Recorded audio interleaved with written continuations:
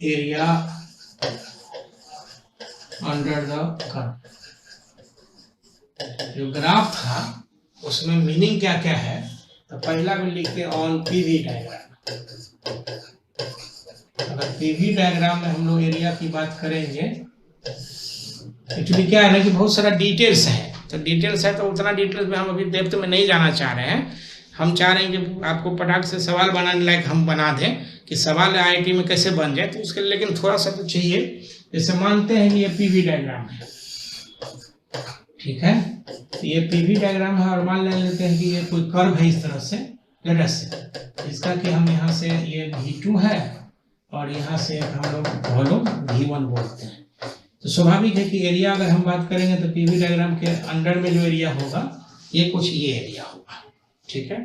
तो इस एरिया के लिए हम लोग अगर निकालना चाहें एरिया, तो लेटस से कि हम एक इस तरह से एरिया हम एक DV हम स्ट्रिप लेते हैं, ठीक है। तो DV जब स्ट्रिप लेंगे और P है इसका प्रेशर का वैल्यू, तो हम लिखते हैं area of the strip, area of strip, ये हो जाएगा दिस इज P गुने DV। अगर हम इसको पूरा एरिया लें तो लिखते हैं सो द टोटल एरिया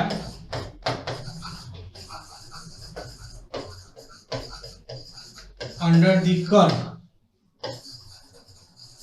ये लिखेंगे तो इंटीग्रेशन हो जाएगा PdV, ठीक है। अच्छा, कहने की जरूरत नहीं है कि PdV का जो इंटीग्रेशन होगा दैट विल बी फ्रॉम, मान लो V1 से V2 लेते हैं और ये जो है सो वर्क डन देगा। इसका मतलब ये हुआ कि पीवी डायग्राम पे एरिया अंडर द कर्व जो होगा क्या देगा, वर्क डन देगा। पीवी डायग्राम पे एरिया अंडर द कर्व जो आएगा सो वर्क डन देगा। तो हम लिखते हैं so finally we can say that, so finally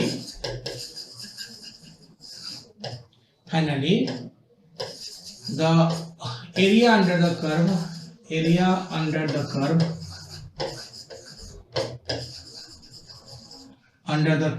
on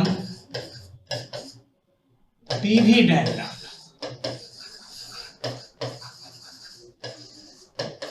will give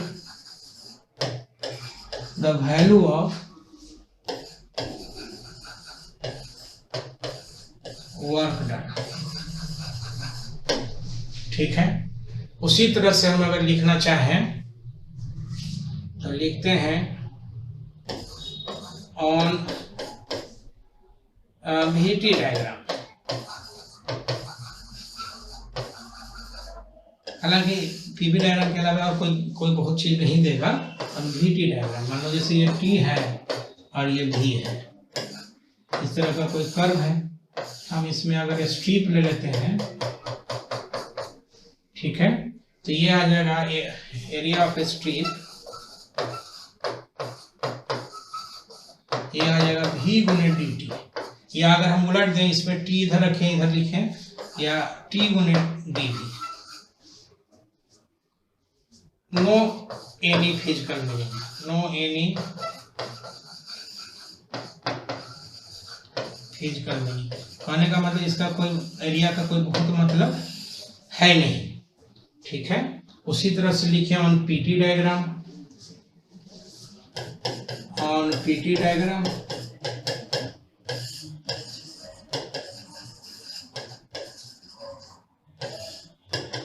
में अगर हम लोग बात करना चाहें तो ये मान लीजिए कि T है और ये P है। PT डायग्राम में बात करेंगे फिर इस तरह से हम एरिया ले लेंगे, अगर ये हो जाएगा P और ये हो जाएगा DT, ठीक है। हम लिखेंगे एरिया ऑफ स्ट्रिप, ये हो जाएगा P गुने DT। So total area, so the total area under curve, ये हो जाएगा इंटीग्रेशन P गुने DT and no, hence no physical meaning. इसका कोई कम क्वांटिटी ऐसा नहीं है, नो फिजिकल मीनिंग, माने इसमें इसका मतलब ये हुआ कि सिर्फ पीवी डायग्राम पे जो एरिया होगा उसी का फिजिकल मीनिंग होगा, बाकी इसका नहीं है। एक है ऑफ, ठीक है ना, ऑन ए टीएस डायग्राम, बड़ा इंटरेस्टिंग है। लेकिन ऑन टीएस, ये एस को हम लोग फाई भी बोलते हैं, इंट्रोपी बोलते हैं, टीएस डायग्राम। ये इंट्रोपी हम बात नहीं किए हैं। इंट्रोपी जो है सो पढ़े हो इंट्रोपी केमिस्ट्री में, ऐसे फिजिक्स में भी हल्का सा था लेकिन हम छोड़ दिए हैं। ये टी एस अगर हम लोग बात करें, ये टी एस डायग्राम है। अगर कुछ इस तरह से हम लोग बात करें, ये हो जाएगा टी और ये हो जाएगा एस, टी S1 S2, ठीक है। एरिया ऑफ स्ट्रिप लिखते हैं, ये हो जाएगा T × ds। सो total area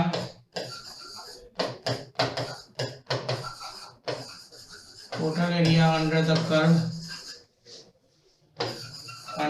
curve integration T × ds, ये हो जाएगा S1 से S2, ठीक है। और इसका वैल्यू जो है सो हीट ट्रांसफर होता है dq, क्योंकि इंट्रोपी का जो डिफिनीशन है ये dq/T इंट्रोपी का डिफिनीशन है भाई, ठीक है ना। चेंज इंट्रोपी जो होगा हीट ट्रांसफर, और जिस टेम्परेचर पर हीट ट्रांसफर हो रहा है उसका है ये। इसका मतलब ये देगा, so the area under the curve, so the area under the curve on this graph मतलब TS diagram, on this graph gives the total heat transfer,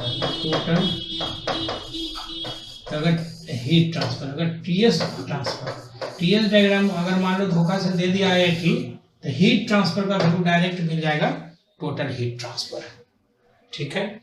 अब है क्या कि साइन कन्वेंशन ऑफ एरिया, ये भी एक थोड़ा सा छोटा सा चीज है, देखो साइन कन्वेंशन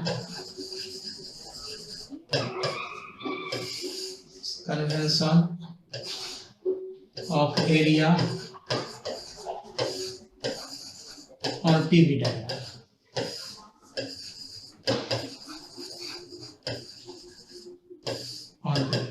ठीक है। साइन कन्वेंशन में क्या है कि कहने की जरूरत नहीं है कि वर्क डन हम अगर लिखते हैं P × डेल्टा V, हम ऐसे भी लिख सकते हैं P V2 - V1, और थोड़ा अच्छे से लिखें तो डेल्टा W हम ऐसे भी लिख सकते हैं integration VW integration P × dV V1 से V2। मतलब ये कि वॉल्यूम अगर बढ़ रहा है तो वर्क डन पॉजिटिव होगा, वॉल्यूम अगर घट रहा है तो वर्क डन नेगेटिव होगा। क्लियर। तो इस केस में अगर हम डायग्राम लिखना चाहें तो हम देखते हैं एग्जांपल के तौर पे, ठीक है ना। सो फॉर एग्जांपल,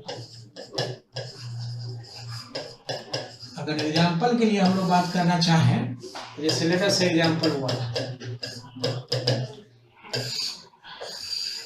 ये V है, ये P है, और इस तरह का एक ग्राफ दिखाया हुआ, इसके अंदर का कर्व यही होगा, ठीक है।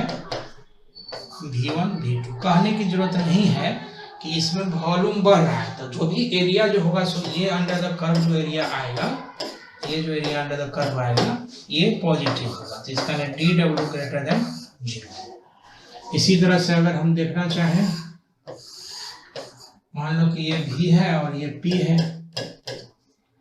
ऐसा ग्राफ अगर हम दिखा दें ऐसे, स्वाभाविक है फिर ये हो गया कुछ इस तरह से। अंडर वॉल्यूम एक्सिस से हम लोग इसको अंडर द कर्व लिखेंगे, तो यहाँ पर भी dW वॉल्यूम बढ़ रहा है > 0 पॉजिटिव आ जाएगा। अगर हम इसको यूं दिखा दें, एग्जाम्पल तीसरा में V है P है, ये एग्जाम्पल तीसरा, नंबर अपना देते रहना। मान लो यही चीज है, ऐसे आ गया, ठीक है।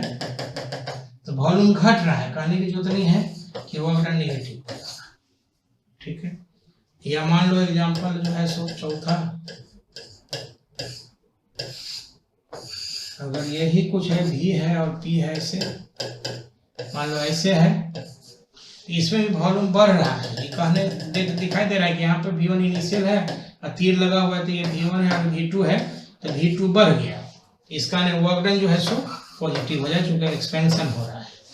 ठीक है, इसी तरह से और भी एग्जांपल देख सकते हैं। जैसे हम मान लेते हैं साइक्लिक प्रोसेस के लिए बात कर लें, ये V है और P है। मान लो कि ऐसा कोई साइक्लिक प्रोसेस है, ये मान लो ऐसे है, इसमें एरिया अंदर कर्व ये हो जाएगा, पूरा ये कर्व हो जाएगा। मान लेते हैं नाम देते हैं A B C D, ऐसा है। तो अब देखो हायर प्रेशर पे ये P2 मान लेते हैं, ये P1 मानते हैं। तो हायर प्रेशर पे जो है सो वॉल्यूम बढ़ रहा है और लोअर प्रेशर पे घट रहा है। इसका ने जो एरिया हो जाएगा ये पॉजिटिव हो जाएगा और इसलिए वर्क डन पॉजिटिव हो जाएगा। इसी केस में अगर हम फिर बात करना चाहें, ठीक है, तो ये बात करेंगे तो ये हो जाएगा P, इसको उलट दे सकते हो, नो प्रॉब्लम। अब यहाँ पे देखो कि एक्सपेंशन जो है सो लोअर प्रेशर पे है और जो माने ये जो एक्सपेंशन है वॉल्यूम बढ़ रहा है लोअर प्रेशर पे पॉजिटिव, ये वर्क पॉजिटिव होगा ये, और इसके अंडर का वर्क निगेटिव आ जाएगा। तो इसका ये जो पूरा होगा ये हो जाएगा निगेटिव वर्क। ठीक है, अगर इसीलिए इसी को हम फिर बात करना चाहें तो हम एग्जाम्पल जो भी हो तो हमारा अपना गिन ले रहा है भाई। ये एग्जाम्पल जो हम अगर बात करेंगे तो मान लो ऐसा कोई है, ठीक है, ये दोनों देख लो, हम दो ग्राफ एक ही साथ दिखा रहे हैं, एक ही जैसा ग्राफ है, बस खाली तीर का फर्क है। वेक्टर में जितना तीर का इंपॉर्टेंस नहीं है उससे ज्यादा यहाँ पे तीर का इंपॉर्टेंस, क्योंकि एक गड़बड़ा गया तो यहाँ लेने के देने हो जाएगा। हीट जो है सो देना है तो लेना हो जाएगा। उसी तरह से जैसे मान लो कि लोअर प्रेशर पे, ठीक ना, ये एरिया वर्क डन बताएगा। एक ट्रायंगल है तो पता होगा तुमको कि 1/2 बेस इनटू हाइट, ठीक है। लेकिन एक चीज अगर हम लोग गौर से देखें यहाँ पे तो लोअर प्रेशर पे जो है सो एक्सपेंशन है और ये जो तीर है, ठीक है ना, इस प्रेशर पे जो है सो वॉल्यूम घट रहा है, तो नेट एरिया जो हो जाएगा ये निगेटिव हो जाएगा। इसी तरह से अगर हम इसके लिए बात करना चाहें, यूं तीर दे दें, यूं ABC मान लेते हैं, तो ये जो हो जाएगा इसमें एरिया तो अंडर द कर्व होगा, ये एरिया अंडर द कर्व आ जाएगा। लेकिन हायर प्रेशर पे एक्सपेंशन है, ये तिरछा करके, और लोअर प्रेशर पे जो है सो इधर ठीक ना, माने कंप्रेशन है, वॉल्यूम घट रहा है, तो इसमें जो वर्क डन आ जाएगा ये वर्क डन जो हो जाएगा सो ग्रेटर देन 0 हो जाएगा, माने एक्सपेंशन हो जाएगी, कंप्रेशन, ये एरिया निगेटिव आएगा, इसके अंदर का पूरा एरिया जो है पॉजिटिव आएगा। तो नेट जोड़ेंगे तो ये घट जाएगा लेकिन ये एरिया बच जाएगा। इसी तरह से अगर हम लिखना चाहे सर्कुलर के लिए, मान लो ये V है और ये P है, अगर यूं कह दें सर्किल के लिए, तो सर्किल के लिए तो मजेदार है, इसका हम एरिया भी थोड़ा बता दें क्या है। अगर हम इसे लिखना चाहें यूं, मान लेते हैं ये P1 है, ये P2 है और ये V1 है, ये V2 है। तो इसका अगर एरिया लिखना चाहे, वैल्यू ऑफ एरिया माने वर्क डन, ये हो जाएगा पाई R²। इसका ने R प्रेशर का और R वॉल्यूम का, वैल्यू दोनों का सेम आएगा। इसका ने पाई और R प्रेशर का कितना है यार देखो, तो P2 माइनस P1 बाई 2, माने P2 माइनस P1 हो जाएगा डायमीटर, इसका आधा करेंगे तो रेडियस आ जाएगा, ठीक है। और ये हो जाएगा V2 माइनस V1 बाई 2, ठीक है। अब है कि हायर प्रेशर पे जो है सो ये एक्सपेंशन जैसा है, लोअर प्रेशर पे कंप्रेशन जैसा है, VW जो होगा सो ये पॉजिटिव आएगा, ठीक है। इसी में अगर तीर उलट जाता, ठीक है, तो उलट जाता तो कुछ इस तरह से हो जाता। मेरा कहने का मतलब ये है कि साइन कन्वेंशन का जो वैल्यू हो जाएगा, तो साइन कन्वेंशन का वैल्यू हम कुछ इस तरह से रिप्रेजेंट करते हैं, क्योंकि कई बार ग्राफ से जब सवाल दिया रहेगा, ग्राफ में अगर हमको निकालना रहेगा कि भाई वर्क डन या हीट ट्रांसफर या चेंज इंटरनल एनर्जी वगैरह वगैरह जो कि कुछ रहेगा उस तरह से, तो हम कैसे निकालते हैं ये चीज हम बता रहे हैं। अब हम आते हैं एक सवाल पे, ठीक है। तो सवाल दिखाते हैं, तो सवाल में क्या कैसे है जरा अगर हम देखना चाहें तो देखो।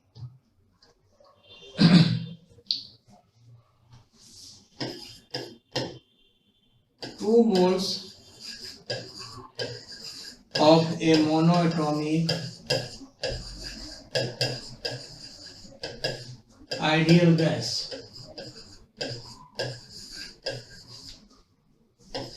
undergo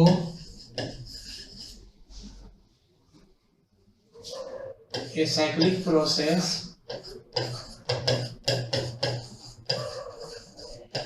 as shown in the figure।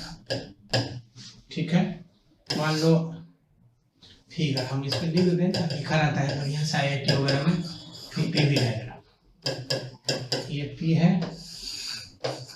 ये भी है। मान लेते हैं कि इस तरह का कोई ग्राफ है, यहाँ ये ए है, ये बी है, सी है, डी है।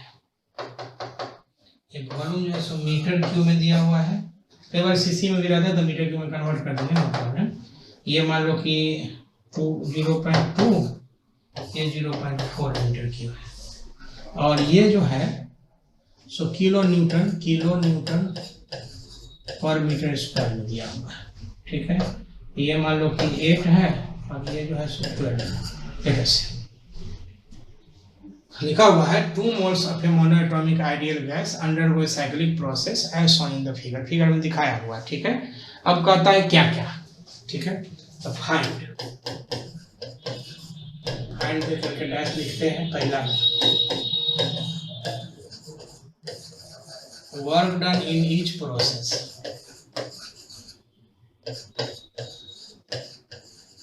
सब प्रोसेस में वर्क डन बताइए। चेंज इन इंटरनल एनर्जी,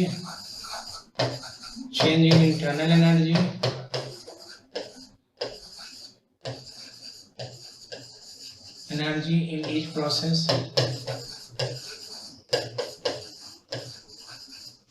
सी में है हीट ट्रांसफर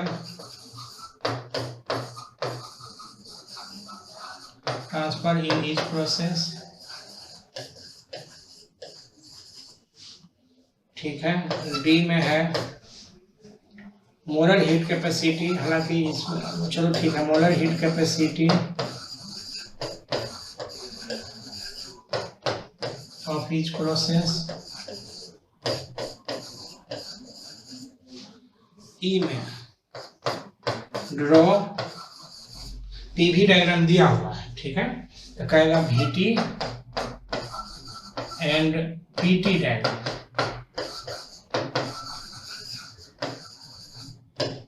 ठीक है, मतलब कहने का यह है कि ये क्वेश्चन है। अब इसको मान लो कि हमको बनाना है, छोटा सा सवाल है। ठीक है, तो इसके लिए अगर हम लोग बात करेंगे, ठीक है, तो एक एक हम प्रॉब्लम माने इसमें बात करना चाह रहे हैं। थोड़ा सा डाटा उटा सबको तो याद रखना पड़ेगा। वैल्यू भी दिखाई दे रहा है, तो खैर एनीवे 0.2 0.4 है, 8 है, 12 है। हम एक बार फिर से इसको बनाते हैं, बार बार बनाना पड़ेगा क्योंकि बोर्ड से तो ये जा रहा है।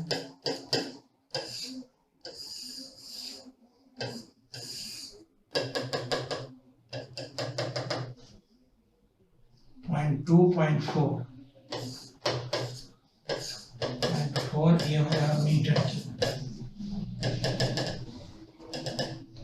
ये हो जाएगा 12, ये हो जाएगा 8, ये हो जाएगा किलो न्यूटन पर मीटर स्क्वायर। चलो नाम दे दो, ये हो गया ABCD।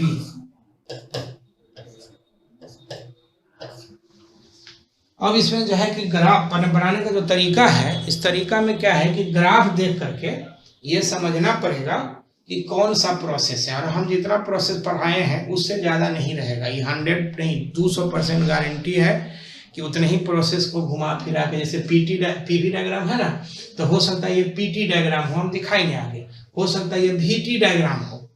ठीक है, तो सब प्रोसेस में उस हिसाब से हम लोग माने जो भी साइकिल दिखाया रहेगा उसको हम लोग उसी हिसाब से प्रोसेस देखेंगे। और सब प्रोसेस का हम work done, change in internal energy, heat transfer, molar heat capacity वगैरह वगैरह, या ग्राफ कैसा होता है, इस सब का हम एक बार बेसिक आइडिया दे दिए हैं। तो हम पहला बनाना चाहते हैं फॉर वर्क ट्रांसफर। ए में फॉर वर्क डन मान लेते हैं, ठीक है। तो हमारा जो सबसे पहला प्रोसेस मान लो ए से बी है, तो हम लिखेंगे डी डब्ल्यू या डेल्टा डब्ल्यू, जो लिखने का मन हो आप लिख सकते हो, कोई बहुत फर्क नहीं पड़ता।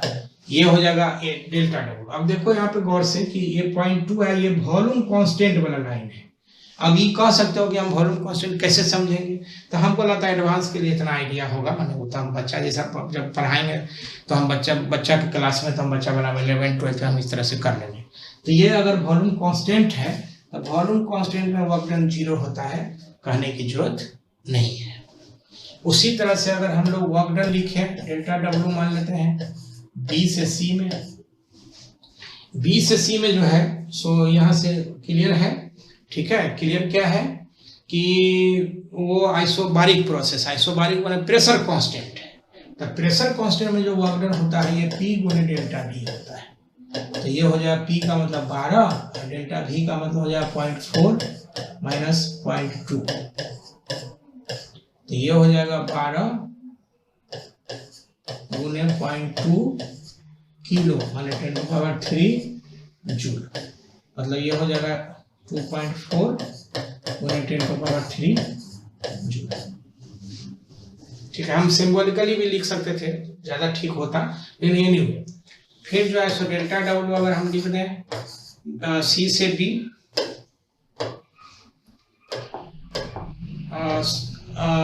सी से डी में, तो एक चीज जरा गौर से देखो, सी से डी में अगर बात करेंगे तो सी से डी में यहाँ पे वॉल्यूम कांस्टेंट है, प्रेशर गिर रहा है, ठीक है।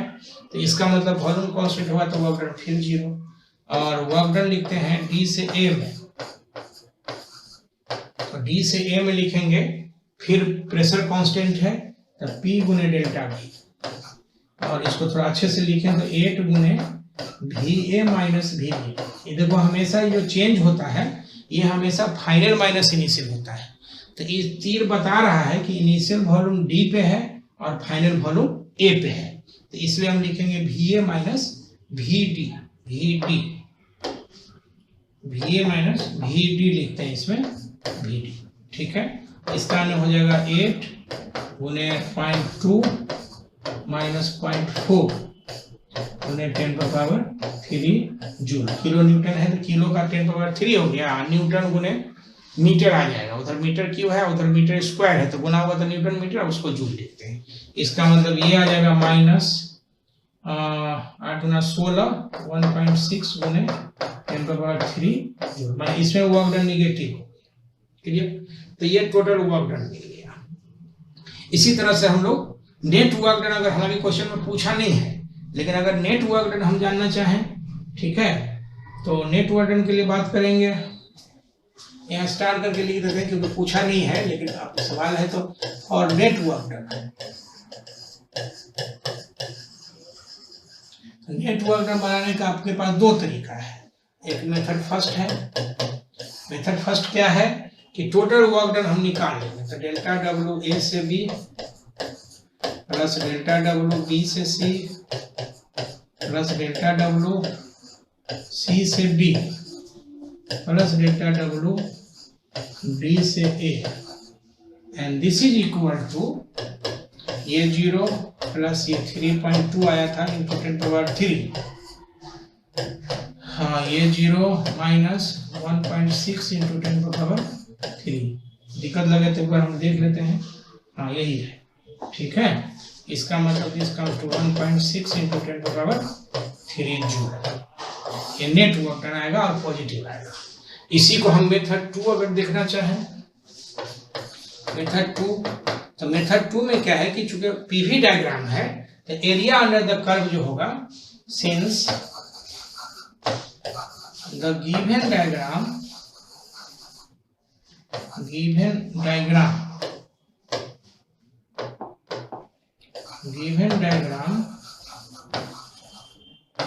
is PV, so the area under the curve, so the area under the curve will give the work done. ये एरिया अंडर द कर्व जो होगा ये वर्क डन देगा।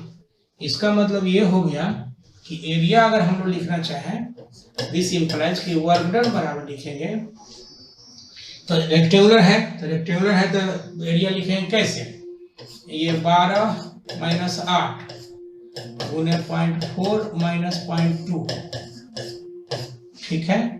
और ये हो गया kilo joule by metre square गुने मीटर क्यूब। दिस इंप्लाइज कितना 4 गुने 0.2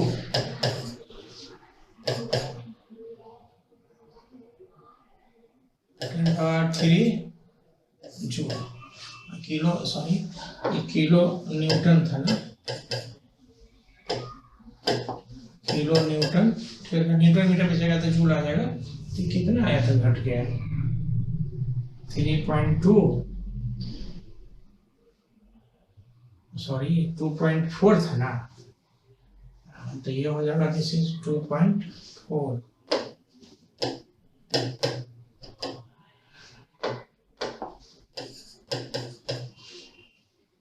तो ये आ जाएगा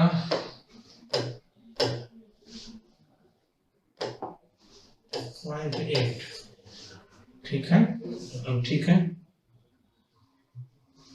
तो ये हो जाए 4 गुना 8 है, दिस इज 0.8 गुना 10⁻³ जूल, और हम ऐसे लिख सकते हैं, ठीक है।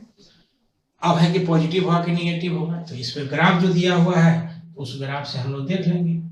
अब देखो ग्राफ का क्या है, हायर प्रेशर पे जो है सो एक्सपेंशन है और लोअर प्रेशर पे, तो ये जो एरिया होगा, ठीक है ना, इसको हम यहीं पे दिखा देते हैं, थोड़ा ज़्यादा सही रहेगा।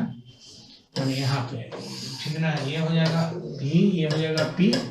तो आप जरा देखो बस, इसमें ऐसा ही फर्क है, ये ऐसे,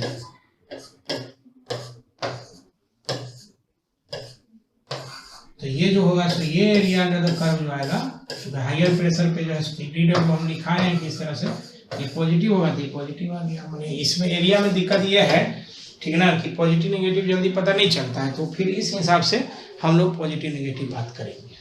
तो पहला तो ये हो गया, ठीक है। दूसरा हो गया कि अगर हम लोग बात करें इंटरनल एनर्जी चेंज का, तो लिखते हैं बी में फॉर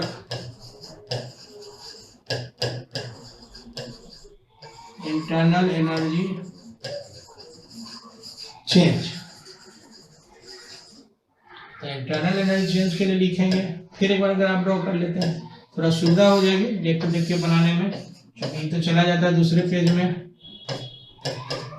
P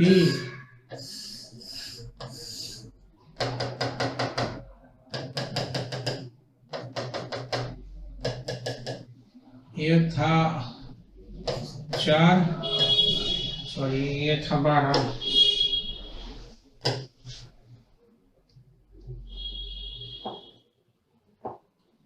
अच्छा 8 और 12, 0.2 और 0.4, ये है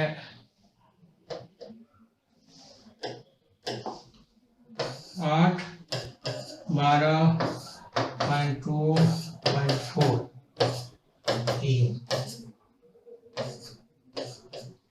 ये A, B, C, D।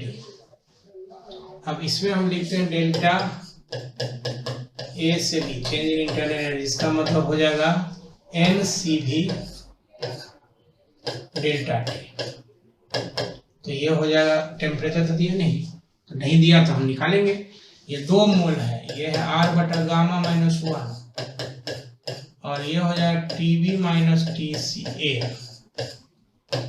2 गुने R बटा गामा माइनस 1, और देखो ये पीवी बराबर nRT यूज करेंगे, क्योंकि आइडियल गैस इक्वेशन बोल रहे थे कहीं भी यूज हो सकता है, तो पीवी बराबर nRT यूज करेंगे, तो टीबी का मतलब हो गया PBVB by NR minus PAVA by NR। तो ये NR कैंसिल हो जाएगा कॉमन लेकर के, तो this will be PBVB minus PAVA VA by हो जाएगा गामा 5/3।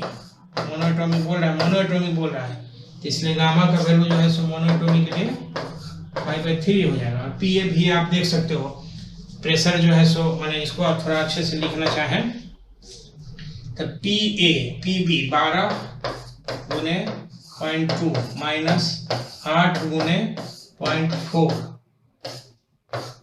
बाय हो जाएगा 2/3। ये हो गया किलो जूल। बाकी कैलकुलेशन आप कर लेना, ठीक है।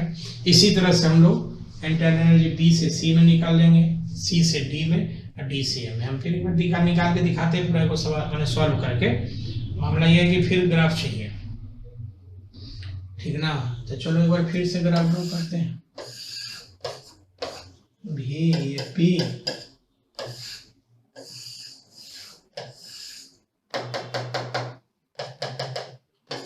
0.4 0.2 12 8 kilo newton metre square metre cube.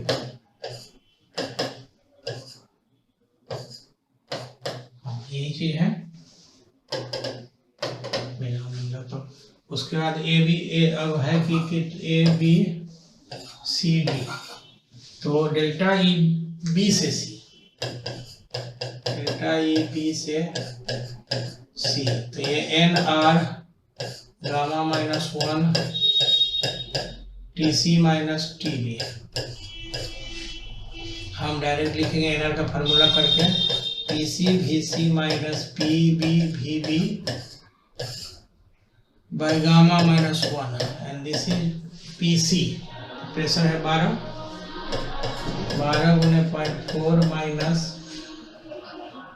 PB 12 गुने 0.2 बाय हो जाएगा 5/3 -1, ये किलो जूल। इसी तरह से हम निकालेंगे कि डेल्टा C से D, तो NR gamma -1 PD VD minus PC VC, ठीक है। इसका 2 गुने R रहने दो, तो नहीं इसमें तो ये तो खत्म हो जाएगा ना। R जो हो जाएगा दिस विल बी 1, ठीक है। तो ये आ जाएगा, अगर इसको हम लिखना चाहें तो PD का मतलब प्रेशर और वॉल्यूम का, ठीक है। तो ये हो जाएगा 8 गुने 0.4 माइनस 12 गुने 0.4 बाय 5/3 -1 किलो जूल, ठीक है। ये निगेटिव आएगा, 12.4 आ जाएगा, तो 8 माइनस 832 3.2 किलो जूल बाय हो जाएगा 2/3। कैलकुलेशन करें ना भाई। अब क्या मामला है इसमें, जरा से क्या मामला है सो देखो। निगेटिव आ रहा है, इसका इंटरनल एनर्जी घट रहा है। इसका हम जस्टिफिकेशन अगर देना चाहें तो इंटरनल एनर्जी घट कैसे रहा है, तो देखो कांस्टेंट वॉल्यूम पे प्रेशर घट रहा है। तो प्रेशर घट रहा है, इसका मैंने टेम्परेचर घटेगा, और टेम्परेचर घटेगा इसका मतलब ये हो गया कि इंटरनल एनर्जी घट जाएगा। क्लियर। उसी तरह से हम अगर D से A के लिए हम लोग बात करना चाहें तो D से A के लिए बात करेंगे, तो हम इसमें देखते हैं। Similarly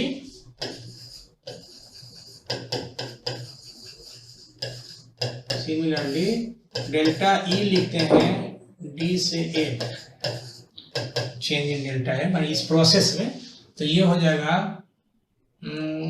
NR gamma -1 TA - TD। इसी को थोड़ा और अच्छे से लिख देंगे, तो 1/गामा -1 PA VA minus PD VD, ठीक है।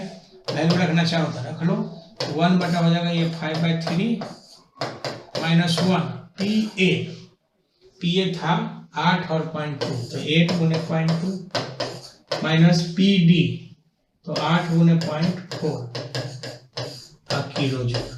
ठीक है, ये भी निगेटिव आ गया। निगेटिव क्यों आ गया? इसका भी एक्सप्लेनेशन है कि कांस्टेंट प्रेशर पे वॉल्यूम घट रहा है, तो वॉल्यूम घटने का मतलब वो टेम्परेचर घटेगा, तो घटेगा तो ऑब्वियस है कि ये जो है सो निगेटिव आ जाएगा। तीसरा पॉइंट जो था इसमें वो हीट ट्रांसफर था। ठीक है, तो हम सी में लिखते हैं हीट ट्रांसफर को। अच्छा, इसमें हम एक चीज और चाहे तो लिख सकते हैं कैसे, तो नेट इंटरनल एनर्जी चेंज। तो नेट इंटरनल एनर्जी हालांकि क्वेश्चन में पूछा नहीं है, तो लेकिन थोड़ा सा बता दें क्योंकि पूछता ही है। For net change in internal energy, for net change in internal energy,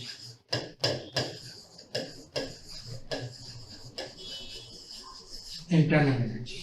तो इसके लिए नेट अगर हम लिखते हैं डेल्टा ई नेट, तो दो उपाय इसके लिए भी है। एक तो उपाय यह है, ठीक है ना, कि हम लिखेंगे डेल्टा ई ए से बी, डेल्टा ई बी से सी, डेल्टा ई सी से डी, डेल्टा ई डी से ए, और ये फाइनली जीरो आ जाएगा। आप जोड़ करके एक बार चेक कर लेना कलम कॉपी पे, तो ये फाइनली जीरो आ गया। और करके हम ऐसे भी लिखते हैं कि ऐसे लिखे डेल्टा ई बराबर zero for cyclic process. Cyclic process के लिए हम बात किए थे, साइक्लिक प्रोसेस, साइक्लिक प्रोसेस के लिए चेंज इन इंटरनल एनर्जी हमेशा जीरो होगा। हम समझते हैं इसमें कोई दिक्कत नहीं है। अब है कि हीट ट्रांसफर के लिए बात करेंगे, तो फॉर हीट ट्रांसफर सी में होगा for heat transfer, heat transfer.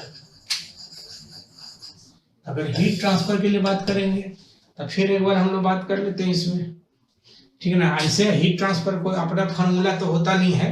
हम हीट ट्रांसफर के लिए डी क्यू ए से बी लिखेंगे, तो this will B D W A से बी प्लस डी ई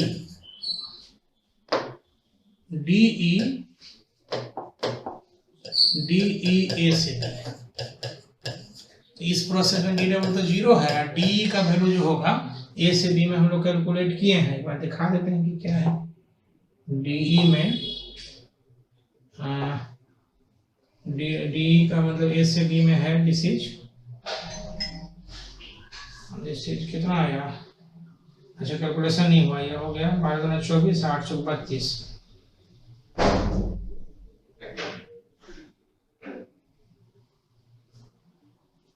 पीबी 12/2 पीए। कैलकुलेशन तो यहाँ पे 0.2 आना था भाई,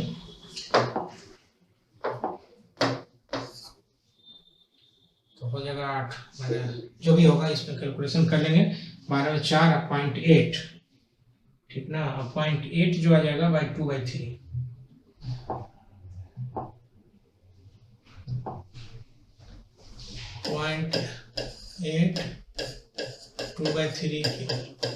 मैंने कैलकुलेशन थोड़ा चेक कर लेंगे कैलकुलेशन, और उसके बाद जो है फिर इसी तरह से आ जाएगा डी क्यू बी से सी, इसका मतलब हो जाएगा डी डब्ल्यू बी से C plus D E B से सी, ठीक ना। डी डब्ल्यू का डी दोनों निकाल चुके हैं, डी क्यू सी से डी, डी क्यू सी से डी प्लस डी ई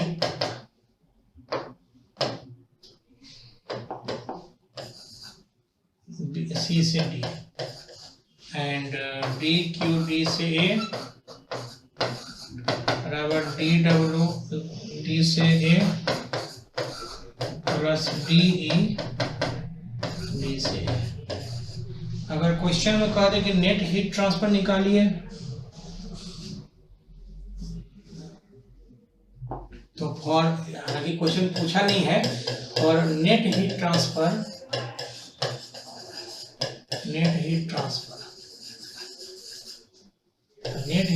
में तरीका तो एक ये है, डेल्टा क्यू नेट लिखेंगे तो लिख देंगे डेल्टा क्यू ए से बी, डेल्टा क्यू बी से सी, डेल्टा क्यू सी से डी, डेल्टा क्यू बी से ए, जो सब अलग अलग निकाले हैं वो सब जोड़ देंगे।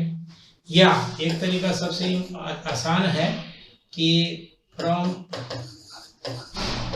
First law of thermodynamics, first law of thermodynamics,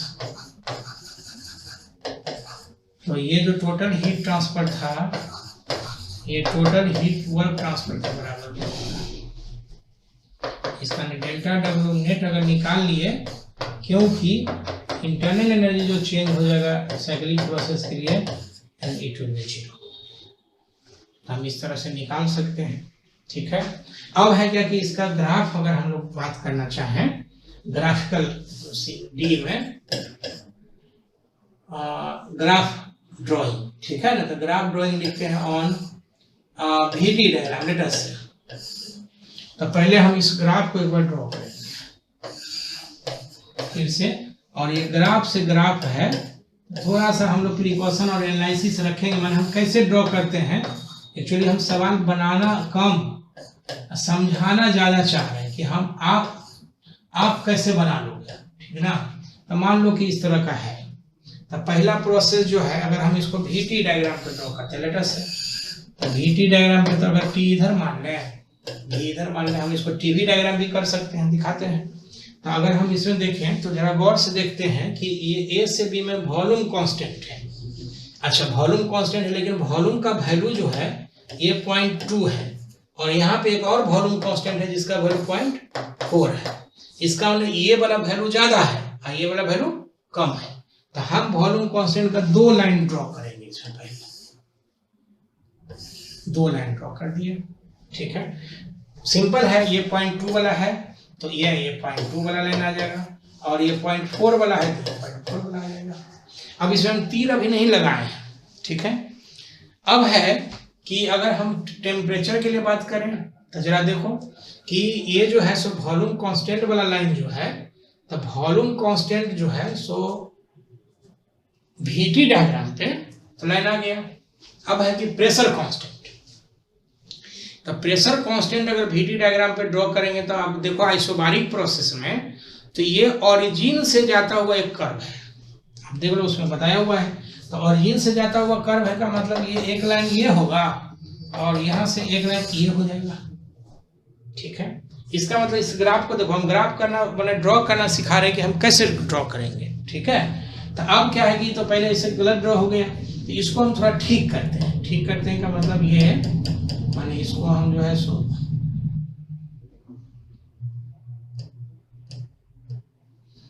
इसको जो है सो फिर मतलब ये इस लाइन को मिला के एक लाइन हम यहाँ से वॉल्यूम कांस्टेंट का ड्रॉ कर देंगे। इसी तरह से इस लाइन को भी हम ड्रॉ कर देंगे, यहाँ मिला देंगे, ये एक्स्ट्रा हो गया तो हटा देंगे। अब है क्या कि इसको मिला दिया, चाहे तो आप ऊपर वाला इसे मिटा सकते हैं, इसमें कोई दिक्कत नहीं। चूंकि एक बार ग्राफ ड्रॉ कर लिए, ठीक ना, उसके बाद जो है सो फिर हम इसको रीअरेंज कर लेंगे, ठीक है। अब मामला है कि नाम कहाँ से क्या देंगे, तो एक चीज जरा गौर से देखो कि इसमें जो है सो वॉल्यूम तो है कांस्टेंट, लेकिन प्रेशर बढ़ रहा है। तो प्रेशर बढ़ रहा है तो इसका नाम लिखते हैं for V constant P varies T होता है, या टी वेरीज पी लिखो। तो प्रेशर अगर बढ़ रहा है इसका टेम्परेचर बढ़ेगा, तो टेम्परेचर बढ़ेगा इसका मतलब ये हो गया, देखो अगर तीर हम इधर लगा देते हैं तो ये टेम्परेचर बढ़ने का है, और अगर हम उल्टा ऐसे लगा देंगे तीर, इसका टेम्परेचर घटने का होगा। मतलब साफ हो गया कि ये ए हो गया और ये बी हो गया। अब एक तीर अगर मिल गया तो बहुत जरूरत नहीं है, अप डाउन ये भी सी और ये डी हो गया। चाहो तो किसी और एक प्रोसेस को लेके हमने जो ड्रॉ किया उसको हम चेक कर सकते हैं। कैसे? तो मान लो कि यहाँ से सी से डी में देखो क्या हो रहा है, वॉल्यूम ज्यादा है, सी से डी में वॉल्यूम ज्यादा है, 0.4 है, ठीक है 0.4 आ गया। अब है क्या कि सी से डी में क्या है कि प्रेशर घट रहा है, तो अगर प्रेशर घटेगा सी से डी में तो टेम्परेचर भी घटेगा। क्लियर? तो प्रेशर घट रहा है तो देखो टेम्परेचर लाइन है तो ये टेम्परेचर घट रहा है, ठीक है। तो हम इस तरह से माने इसका जो है ना पीवी डायग्राम को हम वीटी डायग्राम ऐसे ड्रॉ कर सकते। बड़ा मजेदार है, अच्छा लगता है। मतलब एनालिसिस अगर करोगे अपने से तो बड़ा अच्छा है कि एनालिसिस हम लोग कैसे, इसी को हम लोग ऐसे भी कर सकते हैं कि इसको टी इधर कर दें, आप भी इधर कर दें, तो जरा एक बार देखो अगर आप कैसा होता है। हालांकि बहुत फर्क उससे नहीं पड़ेगा, लेकिन एक बार हम दिखाना चाहते हैं, क्योंकि IIT में कोई जरूरी नहीं है कि आप मतलब VT वैसा ही हो सकता है टी भी हो जाए। तो टी भी जब हो जाएगा तो फिर उस हिसाब से बात करते हैं, तो देखते हैं। फिर एक बार हम इस PV डायग्राम को चुने, इसी को देख देख के ड्रॉ करना है, तो ये सामने रहना चाहिए। मतलब कोई ऐसा भी नहीं है कि हम कोई क्वेश्चन 5 को रट के आ करके तब पढ़ा रहे हैं, ठीक ना। तो इसलिए हमको भी चाहिए सामने में, तभी हम एनालिसिस करके ड्रॉ कर सकते हैं, ठीक ना। और मजेदार बात यह है कि क्वेश्चन आप जैसे सारा क्वेश्चन माने हम लोग अपने से फ्रेम करते हैं, क्वेश्चन बना हुआ नहीं रहता है, ठीक ना। मैंने कहीं से लिख के नहीं लाते कि आंसर भी रहेगा, तो आंसर कैलकुलेशन आप कर सकते हो। मैथमेटिक्स का स्टूडेंट हो, it is desired and required कि you can solve and you can reach to the final numerical answer. अब हम क्या कर रहे हैं कि इसको अगर हम लोग बात करना चाहें तो हम टीवी डायग्राम ड्रॉ करते हैं, टी और भी।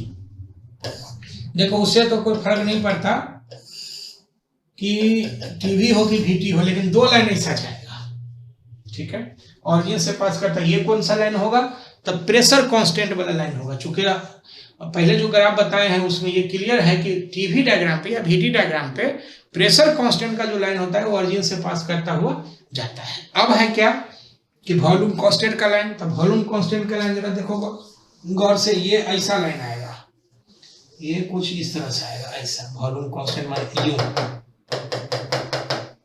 जो एक्स्ट्रा है उसको तुम हटा सकते हो चाहो तो, देखो एक्स्ट्रा हम इसको हटाते हैं, ठीक है। अब है क्या कि इसमें हमको नाम कैसे देंगे, ठीक है। और दूसरा ये है कि मतलब तीर कैसे लगाएंगे, माने किधर से तीर लगेगा, साइकिल माने क्लॉकवाइज एंटी क्लॉकवाइज कैसे लगेगा तीर, ये अगर देखना हो तो सिंपल सा सिचुएशन ये है कि आप एक चीज कोई भी एक प्रोसेस ले लो। जैसे देखो ये जो है सो 0.2 वाला प्रोसेस है, हम अगर देखें तो 0.2 है वॉल्यूम का वैल्यू और ये 0.4 का है, ठीक है। तो 0.2 का मैंने यहाँ ये 0.2 हो जाएगा और ये 0.4 हो जाएगा। जो वॉल्यूम कम वाला वॉल्यूम लाइन पे एक्सिस पे क्लियर है। अब है क्या कि अब या तो ये A से B ऊपर की तरफ होगा या A से B नीचे की तरफ होगा। तो आप देख लो कि A से B में क्या है, प्रेशर बढ़ रहा है। तो फिर हम एक बार लिखते हैं फॉर V कांस्टेंट, V अगर हम कांस्टेंट लिखते हैं तो P वेरिएबल T होता है। इसका ना प्रेशर बढ़ेगा तो टेम्परेचर बढ़ेगा। तो इसका ना A से B में ये यूं A से B हो जाएगा, A B C D U, ये C ये हो जाएगा D।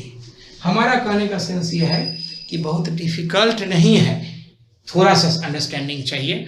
और ये भी नहीं है कि आप अगर ग्राफ रट के चले गए और इसका ग्राफ आप रट लिए कैसे होगा, अब VT पे रट लिए टीवी पूछ लिया, लेने के देने हो जाएगा। तो इसलिए आपको समझना इस क्वेश्चन को इम्पोर्टेंट है। और इसलिए मैं दावे कर रहा हूँ कि अगर मैं जिस तरह से पढ़ा रहा हूँ, अगर ऐसे आप एनालिसिस करके पढ़ लिए तो गारंटी है सवाल बनेगा, हम बताएंगे आगे अभी, ठीक ना। इसलिए बहुत परेशान होने की जरूरत नहीं है, फिजिक्स के लिए परेशान होने की जरूरत नहीं है जब तक मैं। नाउ हम एक बार आप इसको PT डायग्राम देख लेते हैं। तो लिखते हैं ऑन PT डायग्राम,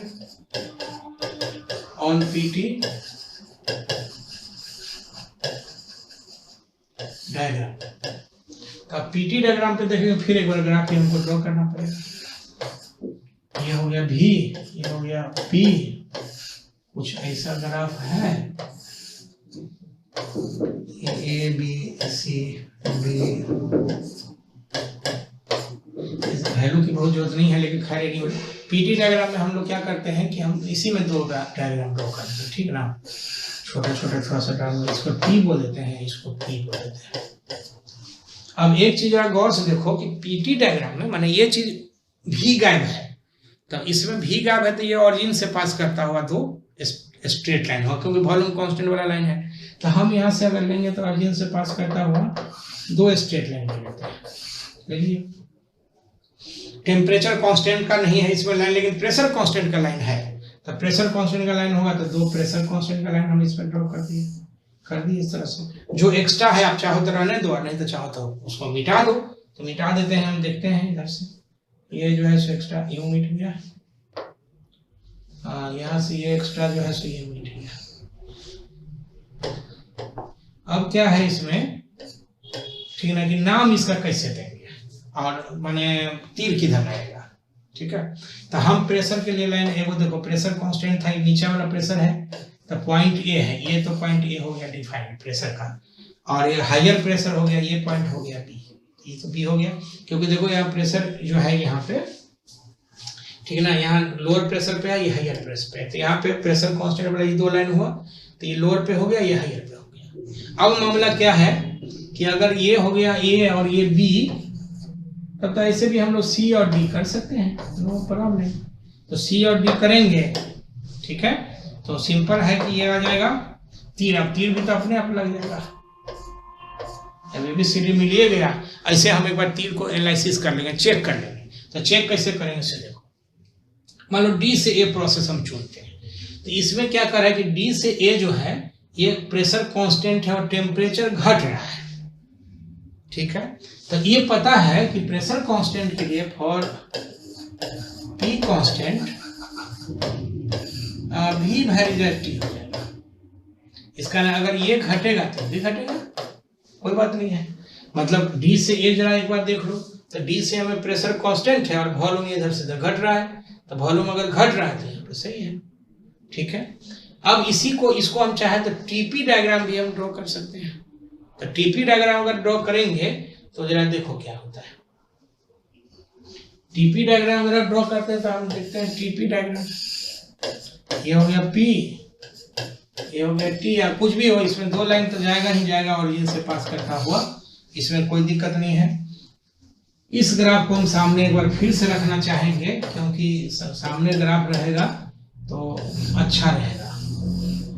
अब ये है कि ये हो जाएगा ए, सॉरी यहाँ पे ये क्यों लिख रहे हो भाई, ये हो जाएगा ए, ये हो जाएगा बी, यहाँ होगा सी, यहाँ होगा बी, और ये कुछ ऐसा मामला बन गया, ठीक है।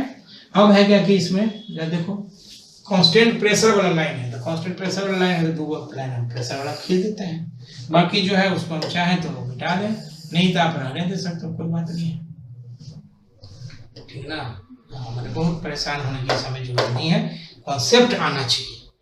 अब क्या है कि इसमें प्रेशर का जो है सो ये दो लाइन है, प्रेशर ये प्रेशर ये, ठीक है। अब प्रेशर में यहाँ पे क्या है कि ये ए है, ठीक है, और हायर प्रेशर बी है, ये क्या हुआ, नो माने प्रेशर में हायर वैल्यू जो होगा सो ऊपर भी हो सकता है क्या, ठीक है ना।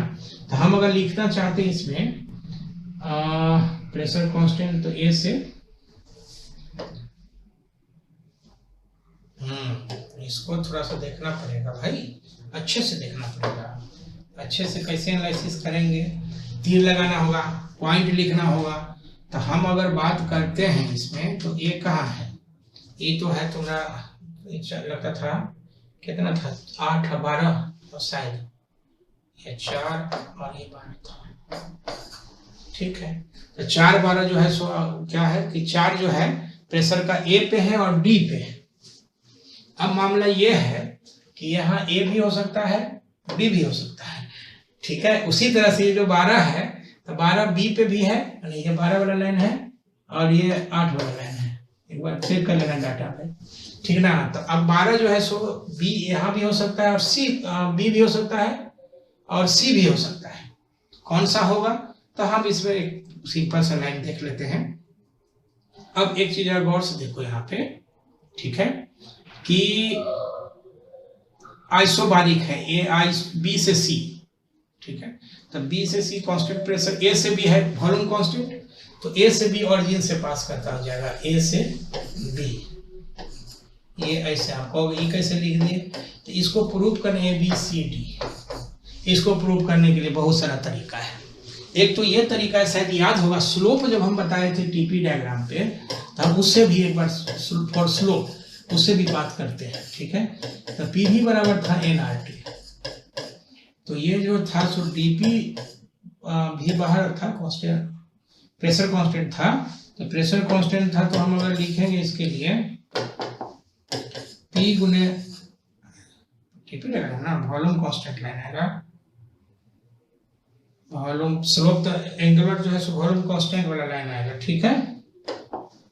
वॉल्यूम कांस्टेंट वाला लाइन के लिए हम लिखते हैं फॉर स्लोप, चलो इसको लिख देते हैं फॉर स्लोप ऑफ भी कांस्टेंट। ओरिजिन से पास करता हुआ पीटी डायग्राम में यही जाएगा भी कांस्टेंट, तो हम लिखेंगे पी अगुने डीपी अगुने भी N R D T, D T by D P बराबर हो जाएगा this is D P by भी बाई एन आर। यहाँ पे जो स्लोप होगा वो y में चेंज बटा x में चेंज, इसका dt जो होगा स्लोप प्रोपोर्शनेट हो जाएगा वॉल्यूम के, हम बता चुके हैं ऑलरेडी। तो वॉल्यूम जिसका ज्यादा होगा उसका स्लोप ज्यादा होगा, तो वॉल्यूम इसमें ज्यादा किसका है, CD का।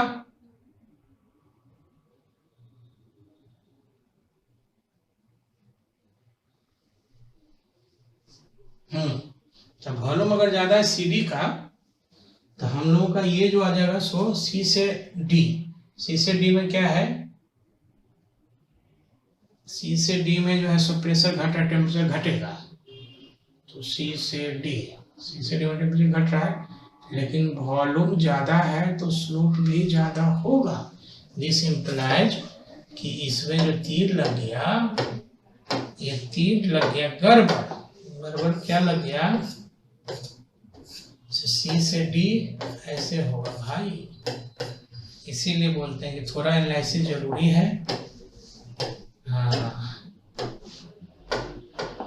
ये हो जाएगा C से D A B।